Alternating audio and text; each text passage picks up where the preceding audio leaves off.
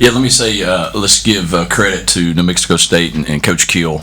Tremendous team, tremendous competitors. That was a hard-fought game, and I thought both teams were great representatives of this conference, and it was a great championship game. Obviously, I'm very proud of our team. Things didn't go perfect for us. We obviously took their best shot, but there was never a doubt on our sideline that we were going to find a way to get it done. And this group of men have had that mindset all year long, that they believed and thought they'd find a way to get it done. And to be able to do that, be 13-0, be Conference USA champions, we thought that was out there. We thought we could achieve that if things went our way, and boy, did it go our way off season long. And so, just pleasure to be their coach and be a part of the team and what they were able to do. Go ahead and open it up to questions. If you could please raise your hand. Eric will find you with the microphone, and we'll go ahead and start in the room. Eric, right up here. Coach, you kind of talked about it on your on-field interview, but you mentioned during the press conference earlier this week that if Liberty got the job done tonight, that you thought that the team had what it would take to get a New Year's Six. Could you just add a little bit more to that? Do you think Liberty deserves to get a New Year's Six move? 100% I do. You got 13 wins. Our average margin of victory versus bowl-eligible teams, it was 17 going in tonight. It was 14 for this win, so I can't do that math. I don't know what that'll knock it down to, but 16. And we beat 6 bowl-eligible teams. That's the highest at G5 in the country. Nobody else is above 4 currently. And so 13 up, 13 down, 6 teams that you beat that are going to bowl games. One of those teams you beat twice and went to SEC country and hammered a SEC team who turned around and gave a miracle, or they would have beat a team that's considering for the playoffs. So our team has earned the right to be in there regardless of what happens tomorrow. But if you go all 13 weeks and match us up with who we're competing against for that spot, all the measurables, all the margins of victory, people we beat that are bowl eligible, we have more wins, more margin of victory, and we've dominated. As you look through, we've dominated the last 6 weeks. We've played games and we've finished and dominated those. Anything else you want me to add? Because I got a bunch. I got one more. You guys could have punched it in there at the end to make it an even wider margin, but you ended up taking a knee at the very end.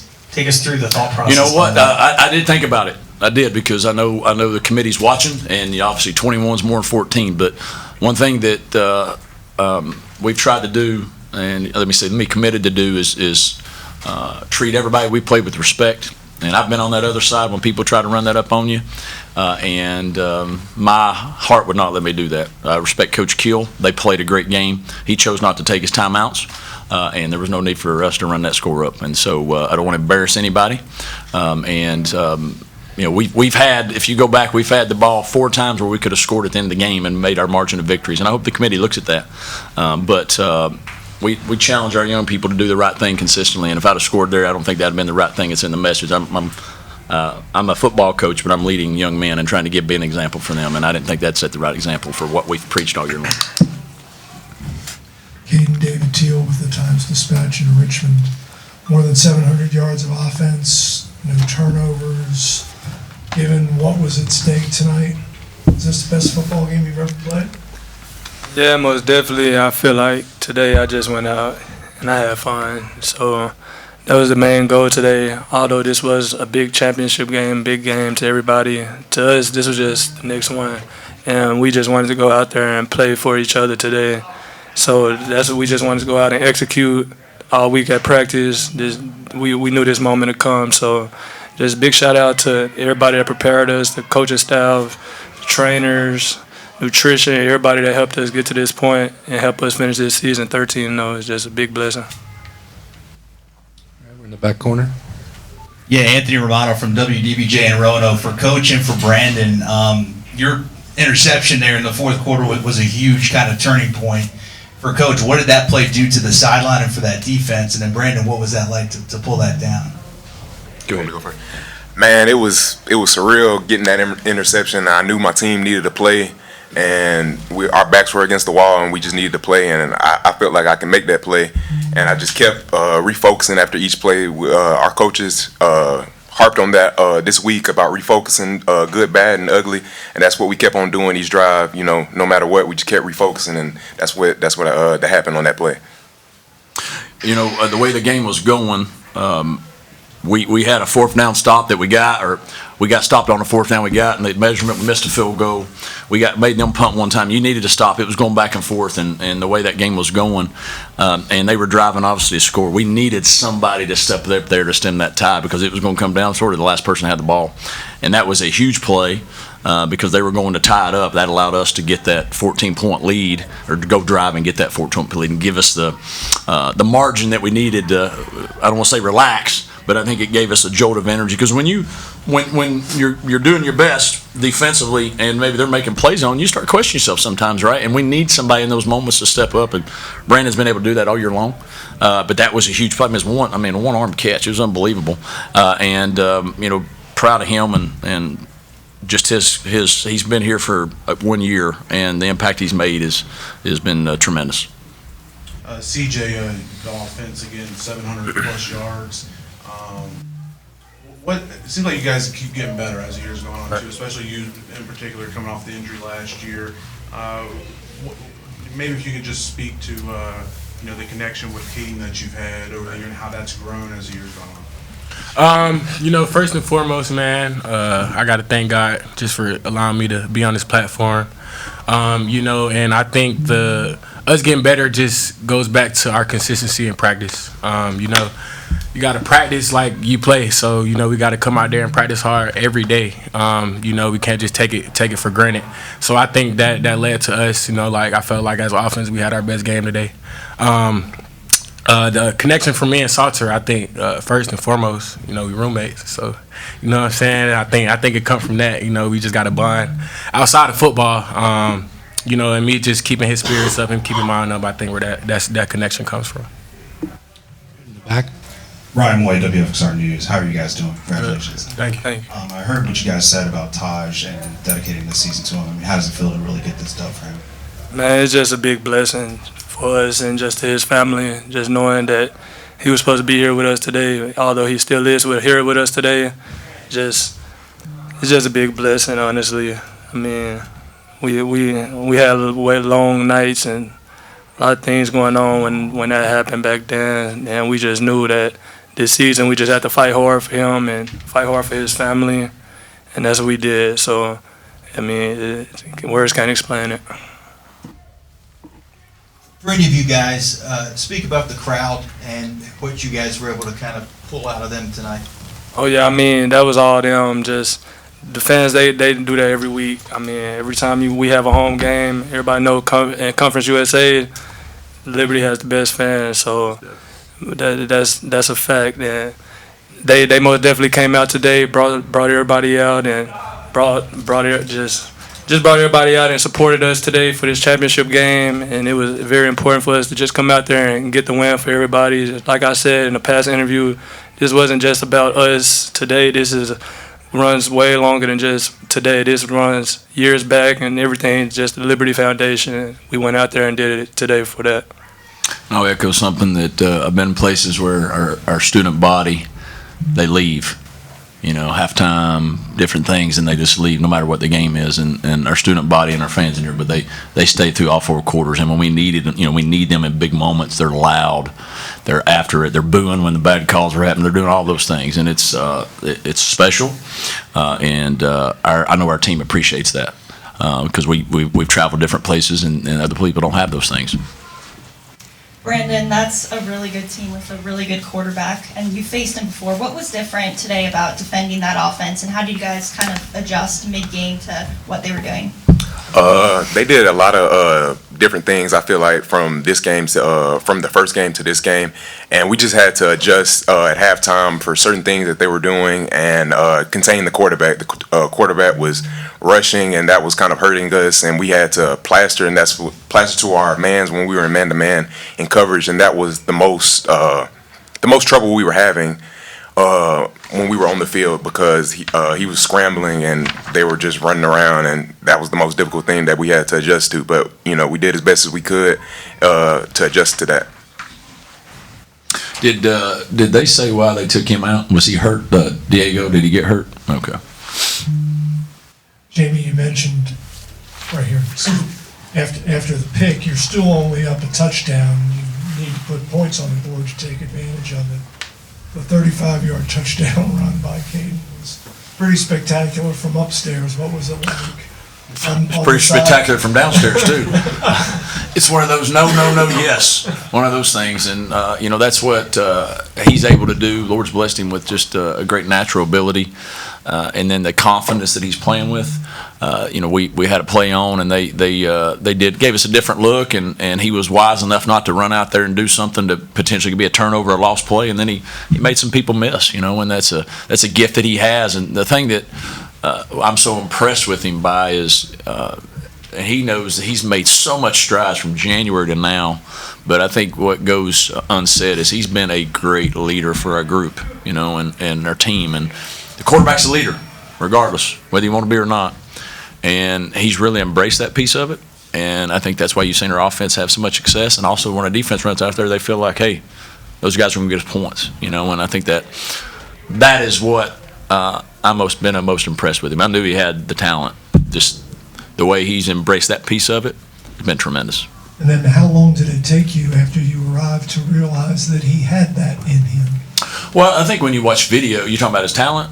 Oh, both. The talent. You watch video and see he's got athletic talent. What his challenge would have been is, hey, can he harness it and be a quarterback and not rely on it and rely on what quarterbacks do? And he, to his credit, after the spring, he made a commitment to himself, to his team. I think he trusted us that we had his best interest. Coach Corn and Coach Dixon do a fantastic job, and I think he knew that no matter what he did, we had his back, and that's all he needed. He just needed to know, hey, if he goes out there and makes a mistake, that he's not going to get pulled. He's not going to do that. He's our guy. And once we made the decision, we told him that this is your team, and he ran with it. And I think August is when he really started making that turn. You knew the talent was there, but really making that turn as far as, hey, he wants this. Back to the back. Coach, WSET in Lynchburg, you kind of touched on this earlier on when you said that it was kind of going to be a game where it was going to be whoever had the ball last. At least that's how it was in the first half. Did you make any adjustments at halftime? And if you did, can you elaborate on those? And the second part of the question is your first year in Conference USA, and then you guys can answer as well. First year in Conference USA, and you come out undefeated and you win the conference championship. Can you kind of elaborate as to what that means and what that feels like to those of us that maybe haven't played before? Yeah. Your first question, you're always trying to make some adjustments, whether it's defense, offense, as far as, hey, Brandon said earlier, they're doing a little bit different. Hey, we're going to run these things to this or this package. Offensively, you're trying to stay ahead of the curve a little bit as far as, hey, they've shown this. What's another play that we can go to? But I mean, truth be told, I think the adjustment was me. I didn't make any. It was more just stop worried about what's happening, because when they were scoring on us, I think our defense was getting frustrated a little bit and this or that, and just focus on what we can control. That's my job as a head coach, is to make sure that our mindset's right? And when maybe you're not playing as well defensively, you start questioning yourself. And so my jobs are to recognize that and sense the temperature of the team. Offensively we were doing well, so the main thing is, hey, keep it going, right? Keep it going. I'll let those guys answer about the Conference USA and the 13-0. I think for us as a team, being our first year in the conference, we definitely wanted to make a statement, and I think every week we just took it as, this is the next game. We out there, we just having fun, not even knowing, like, I felt like 12-0 came up on us quick, not even knowing, like, we just living in the moment and not even knowing, like, we making history. So I think that's the biggest thing for us as a team. We were just having fun, and the season just crept up on us, and now we're here now, 13-0 Conference USA champs. Man, it's a blessing. And I'll just add in, they knew they wanted to win a championship. We didn't talk a lot about going undefeated. We didn't talk a lot about winning the championship. It was really, can we be the best version of Liberty, and can Liberty not beat Liberty every week? That's what we talked about all the time. Don't let Liberty beat Liberty. And can we go play our best and chase our best game, no matter who the opponent was. And so those guys, the team did a tremendous job. Our leaders did a tremendous job of keeping us on that message. They did a fantastic job.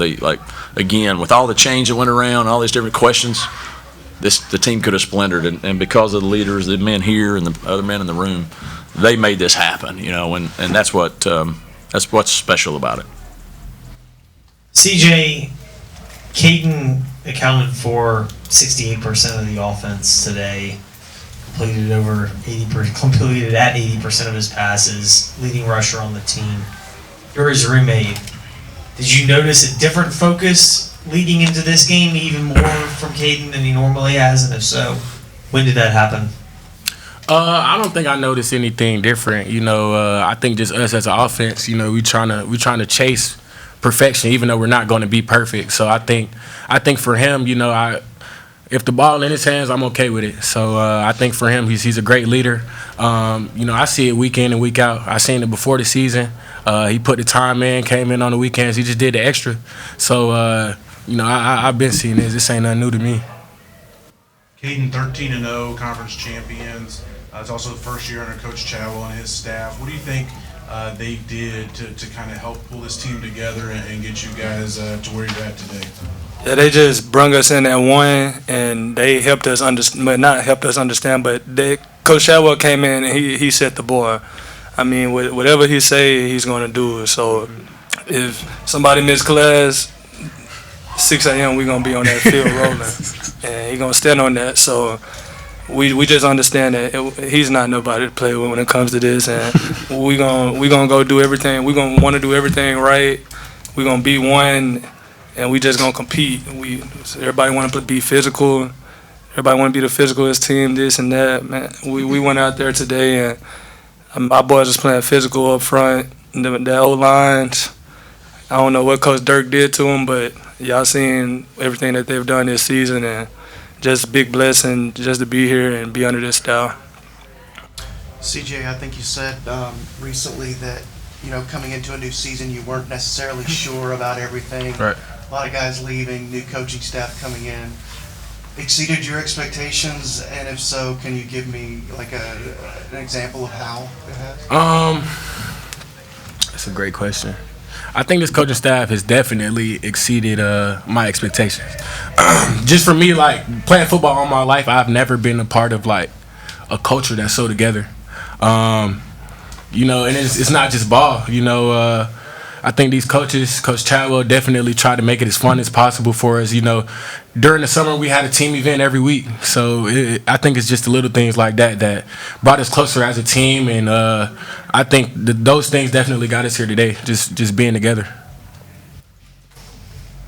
Right, we are going to open it up to those on Zoom. I want to give an opportunity to those who have joined us via Zoom.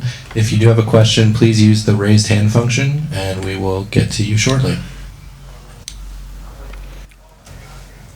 No questions. Nope. Come on, Zoom. All right, well. Let's make up one. I got one. All right. Coach, obviously, I'm sure you would have preferred an expanded playoff this year, but however the bowl situation shakes out, how important was it for you guys to have a season like this, knowing what opportunities could be ahead for Liberty with the expanded playoff next year? Well, I think anytime you have a success in a year and you have tremendous success like these young men have, that builds a lot of positive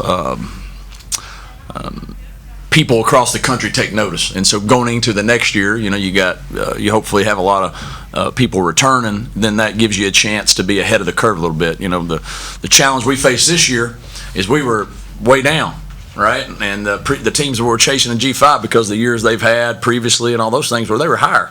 And they just slowly kept going down, and we slowly kept rising. And so we had a long way to climb, but they've climbed that.